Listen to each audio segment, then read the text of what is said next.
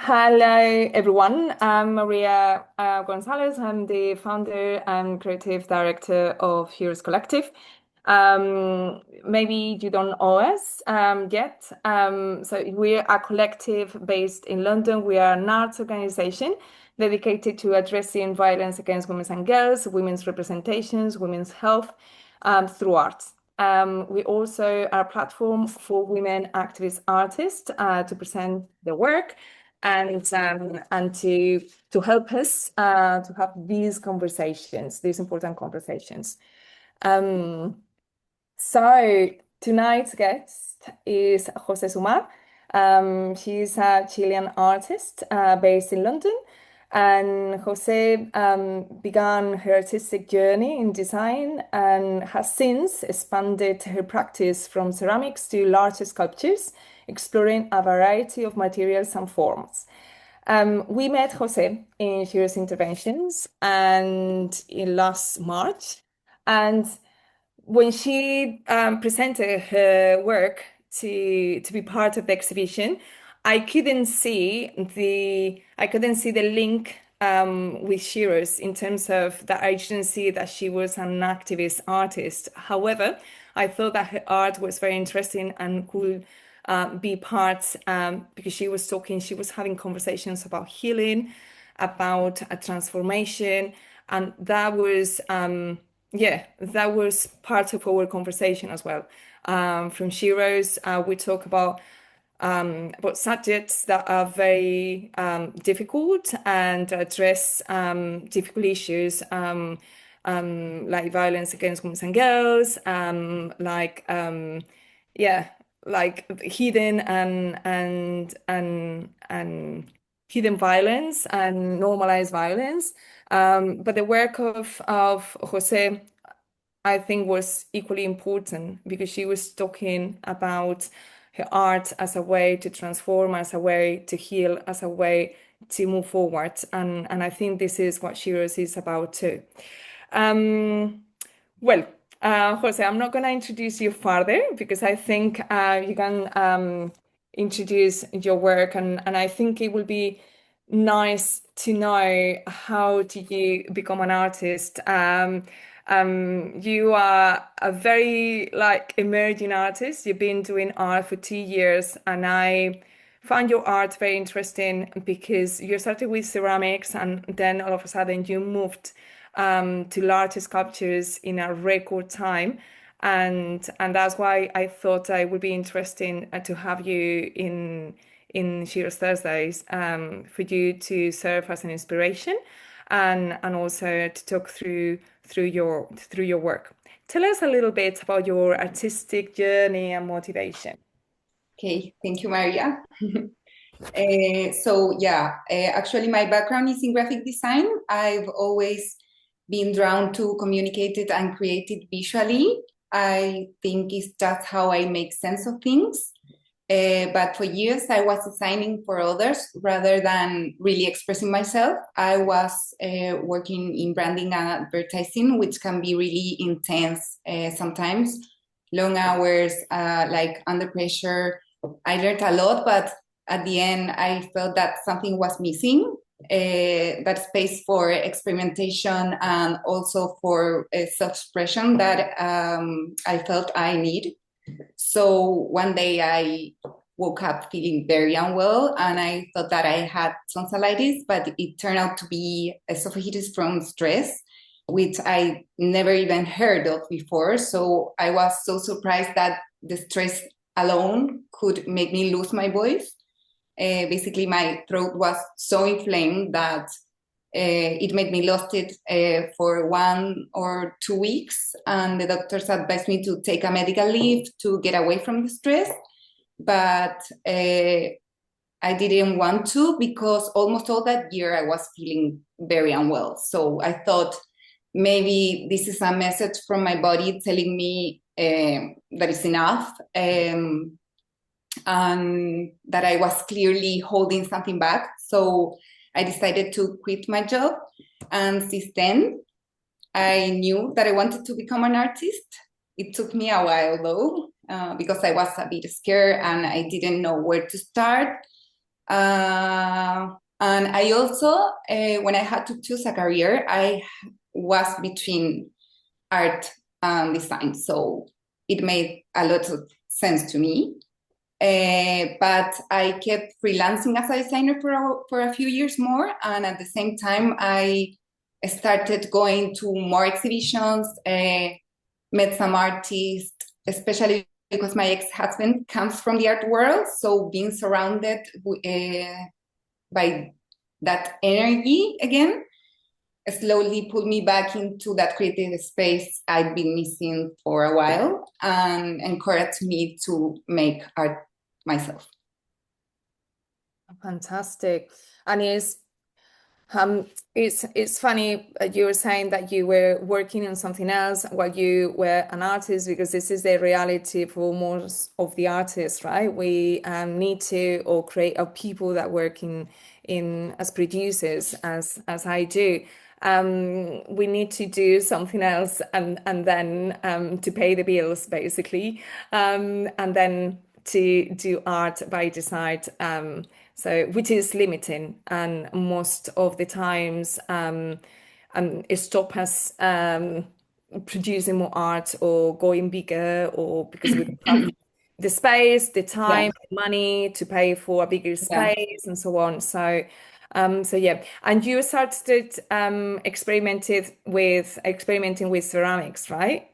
Yeah, yeah. Because as I mentioned, I at the beginning I didn't know where to start, but I just knew that I wanted to get more closer to sculptures and installation because that was what always caught my attention in exhibition. So while I was working as a designer, freelancing, I started learning ceramics, just exploring the material and techniques, and I love the tactile side of it, like being working with my hands again. So after around a year of working on my own, I joined a mentorship program at Terps and Mass Education here in London, and it really helped me to expand my practice. Um, Being surrounded by other artists, like having conversations, the mentoring sessions, experimenting through the residencies, pushed me to grow. And also, I had a bigger space there, like a bigger studio. So I wanted to try new materials, to explore new shapes and textures that allow me to scale up my work faster. Yeah. And also, I ah, sorry. And also around that time, I presented a photography project in the program that I started during the pandemic and has set aside for a while. And I'm glad that I did it because I saw a clear connection with the sculpture and also a performative aspect in it. So I brought it back into my practice, mainly because I enjoyed a lot doing it, and also because I loved work across different mediums. It gives me a sense of freedom, flexibility, and sorry, yeah, it gives me a sense of flexibility, freedom, and movement in the way I create. Um, it's mean that depending in where I am, if I'm at home, I might draw or take some photos. If I'm in the studio, having like more space, and work on sculpture. So I think that shifting between mediums keeps my practice more open and dynamic. Yeah. I think it's very interesting what you are saying. Well, there are a few things. Is like joining collectives or organizations, and that gives you the opportunity to develop your practice, can open to other scenarios, and then to have the space to play around, with more mediums, or to go bigger, or just Yeah. to be surrounded by people that do different things. I think it's very interesting your practice, because from ceramics, from being in a studio that is a very limited space with a medium that that you need to control very well to do great things, then you went into photography that probably you were doing it already, and probably your background in graphic design helped a lot, obviously, in perspectives, in many ways. And how do you integrate sculpture through photography, and yeah, experimenting with all the materials? I find it amazing. And again, I find it amazing because you did it in such a short time. Yeah, it's the time. Is amazing. Can you explain to us a little bit what is your creating process? You talk a little bit before, but I just want to know a little bit more about yeah, like your work, and maybe you can take us through a little bit.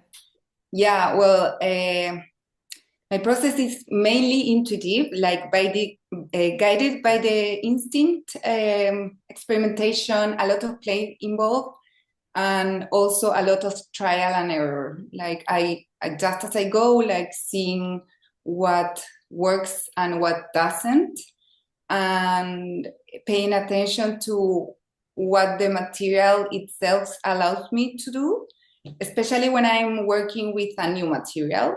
And once I have a clear idea, I might plan more, but I definitely don't follow a fixed structure.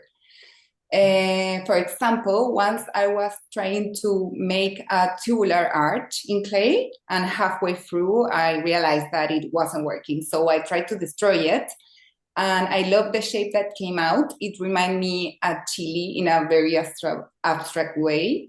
So I finished it in that way. And later, it made even more sense, because spicy food is something that I love, but I cannot eat anymore due to my food intolerances. So it became like a personal, ironic symbol of desire that I love, but I cannot have. And something similar happened with the tube. I made the first one without knowing why. Then I made a few more, and by the fifth, I really understood what I was exploring. Because around that time, I'd been diagnosed with this multiple food intolerance, and one of them very complex, and they affect directly my quality of life. And before that, I spent years with chronic pain and misdiagnosis. So I realized that the pain I felt, it was often like connected to my tubular organs, like the esophagus, the intestines, and the urethra. So through making these tubes like twisted and slightly bruised, I was somehow giving form to that inner pain.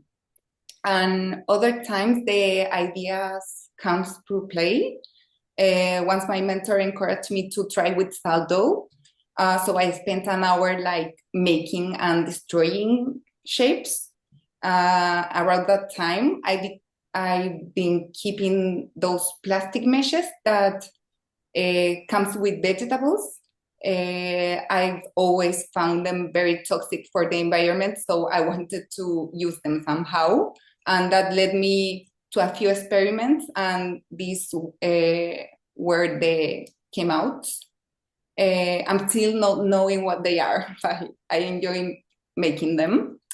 And soon later, the melted faces appear. They are not related, but they born from the same sense of play, as well as I show them in a residency. So I think that my process involves also a lot of honesty, like allowing myself not to know always everything, and to not force the meaning too soon. Yeah. And I think this we had this conversation before about the meaning of your hours, and then once, like, I think at the beginning when you sent your proposal, I asked you, and you said, I don't know. And then Yeah. afterwards, then you gave me a beautiful explanation. And this is an ongoing conversation with artists that sometimes we feel under pressure of explaining what we created, and why, and what is the meaning behind. And sometimes the meaning come afterwards, right? Because as you were saying, I think is wonderful the way you explained it, that you need to play, and through play you create. And sometimes is you're not aware, you don't have all the senses, you're not creating something that you already thought, you just playing and creating by intuition maybe, or Yeah. just for fun. And then you find the meaning afterwards, depending on the state that you were, or your feelings, or yeah. So I think this is something that you're not alone, and many artists, we were talking about the untitled, right? The other time, Yeah. like how many people they hate, like when they go Yeah. to the I exhibition, didn't know that before, but that, untitled, and then yeah, but there is a reason behind, right? That untitled, yeah, not forcing too much the meaning, the what it is like. Yeah, let it flow, right? And a I bit think like, sometimes. Yeah, and then you leave it open for the viewer as well. yeah. Sometimes I have some works that are just untitled, but some artists hate to do that. Yeah, of course. Yeah. Um, and so we were talking about you talking a lot about your sickness and the tubes and the chili and the food intolerances, and how these shaped many of your creative process. And I wonder, yeah, and we were talking about healing, but you were saying it's not just about healing, it's about transformation. And you have a series of artworks that talk about this, right? Do you want to go through it? I find very interesting the healing side of creating, and yeah. But then you come up with, it's not just healing, it's about transformation, which I find it very interesting too. Just you tell us, you tell us. Yeah, because I think it began as a process of healing, like taking things out of me, decompressing myself. But later I realized it's also about transformation, because my sculptures, especially the ones from the inner series, they are not literal representation of the body. They are more a personal way to understand how the pain, the emotions, and the memory coexist. Mm, And by giving form to those inner processes, I can transform them, turning what's invisible into something that exists outside of me through shape and material. Well, also I'm very interested in like the body and the mind, like I've always been drawn to biology and psychology, and that relationship between the emotional and the physically. For example, when the mind can make the body ill and the body can affect the mind. And it's also been discovered that, so the relationship, sorry, is incredibly powerful. And it's also been discovered that our gut is actually our second brain, which make this connection even more intrigued to me. And this often leads me to explore things like anxiety, illness, and the boundaries of the self. And well, this inner series grew out of this experience of living with misdiagnosis and chronic pain for years, and from my actual condition also. So it began with these ceramic tubes, but later I started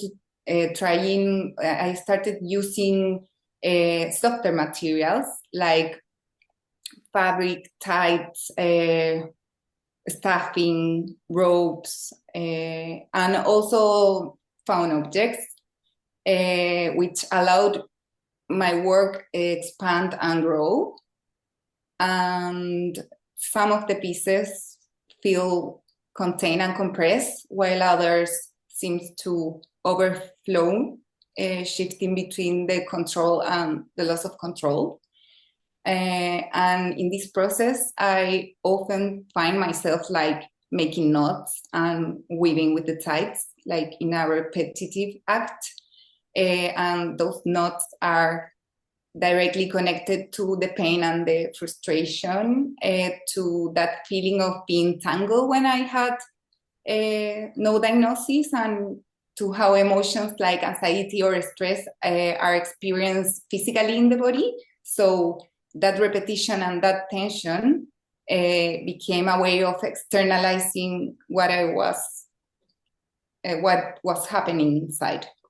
And well, until now, I think my works comes from personal experiences, like a way of understanding myself and the world through the material and shape. The process might feel healing, but what really happens is transformation, because what I carry inside, I reshape it into something else. So once it's outside of the world, it's not just about me, it's a space for others to project their own emotions, memories, or even discomfort, opening new spaces for reflection. Mm. I'm I'm very curious about because the range of materials that you use is very vast, is yes, is really interesting. How do you got into using I guess like these knots, like this way, I mean the materials that you've been using in the sculptures that you've been showing now. How did you get there? I mean, how did you decide I'm gonna play with this? What is it? What is it made for of? Uh, which ones? This? The red and the black ones. From fabric, stuffing, tights, paracords, ropes. Yeah. Uh, I I became like a collector when I started to make art. Like I felt that everything is useful for me, and also I was like paying attention in the tubular forms. So yeah, the types for me like feel a bit like cats have those. Yeah, so um, I think that's why I started to use them. That's fantastic. Do you have any artist that you use as a reference to inspire Types any artists? Any that use that material. no, no, no, no. In general, do you have any artists that you look at or that you use as a reference? Yeah, many. But I love Sarah Lucas, Mm-hmm. Yeah, I can see some of it. Ansel Kiefer also, but it's not too much related to my work. Yeah. Yeah. But Uh, this reminds me of, like a little bit of Louis Bourgeois as well. I love Louis Bourgeois. Yeah, also. and Eva Hess. Mm-hmm. Oh, that's Yeah, yeah. I can see like bits and bobs like from these amazing women artists.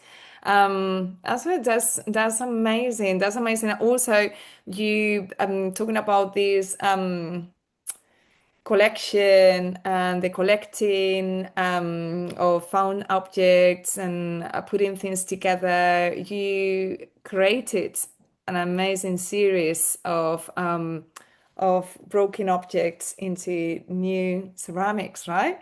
yeah, Do you want to?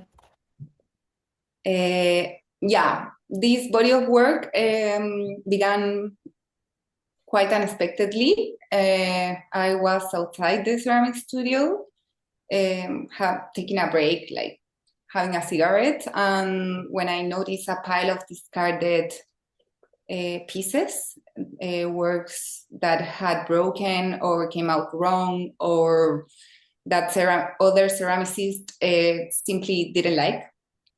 I've seen that spot many times before, but I never really stopped to look at it. And that day I did, maybe because I was going through a personal loss. So I connected with them differently.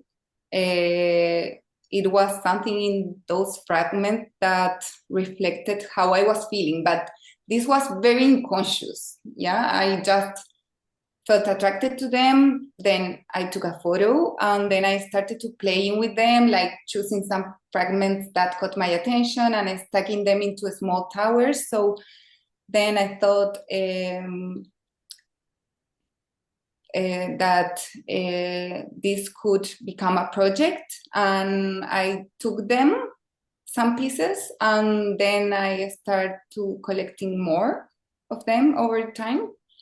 And yeah, so these broken objects became part of a kind of a cycle, from grieving what was lost to reconnecting with what remained, to transforming it into something new. And the act of repair and reassembly mirrored emotional process of healing, acceptance, and also transformation. And it reminded me that like the process of healing is not linear, just like the composition of the sculptures themselves.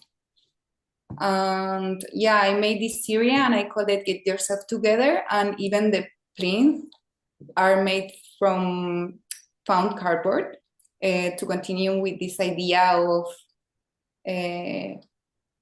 reuse and renewal. And in the end, it became about finding beauty and meaning in what's been broken personally and materially, and about realizing that the fragments and imperfection aren't something to hide, but something to build from. Yeah, and it's very interesting that you do this through ceramics, because ceramics is a discipline that needs to be perfect, and if you have any crack, you don't use it and you Doesn't work, destroy yeah. it. And so there's a lot of pressure when you're a ceramicist to have, and you don't know what you're gonna get after Yeah, after you put it in the kiln, right? So yeah, is very interesting. Would you like to show us a little bit more of your work, or shall we? I don't have any more. Like That I is have more, but I didn't put it in the no, no, picture. no, that's fine. That's fine. No, I find it very fascinating. Are you working in something else right now, or you just do you have any other plans, any other materials that you would like to explore? Yeah, I wanted to learn like more techniques, like molding for ceramics, how to make uh, plaster molds, Yes. or yeah, I learned also how to take molds of my body. Yes. But now I'm in a break for a while. Okay. Yeah. To just to rethink and to come back again Yeah. with new ideas and fresh ideas. I think I want to wrap up with few things after this talk. I think you mentioned few aspects of being an artist that I really liked, which is finding like moving from one discipline from one to another, to try different materials, to not feel forced to create, but to play. I think playing is such an important part of the creative process. Um, Trying to find bigger spaces and get out of your comfort zone. Um, I think that is very, very important. And then to share and then to look at yourself, not to be, um, not to feel that you have to explain your art, that you have to explain yourself. I think there are just these few points that you made that are quite important, and thank you for sharing them.